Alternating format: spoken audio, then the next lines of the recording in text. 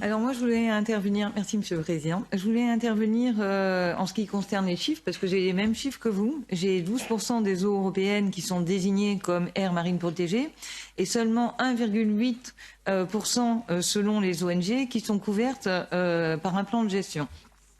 Il y a une étude qui a été publiée dans la revue Science fin 2018 qui a montré que l'intensité du chalutage commercial était en moyenne à 40% plus élevée dans les zones des aires marines protégées européennes plutôt qu'à l'extérieur.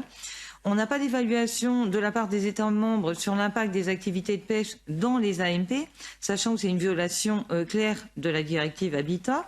Il y a une destruction et une perturbation environnementale constante à l'intérieur des aires marines protégées, dû notamment aux engins de pêche les plus destructeurs et moins sélectifs tels que le chalut de fond et le dragage.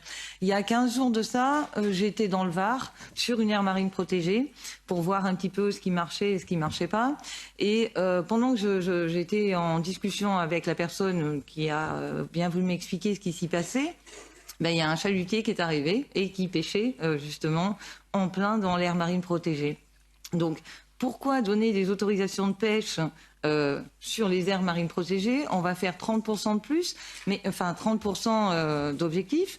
Mais si on autorise la pêche et qu'on ne ferme pas entièrement ces aires marines protégées à un moment donné, pour moi, je trouve ça aberrant. Je trouve que c'est pas nécessaire.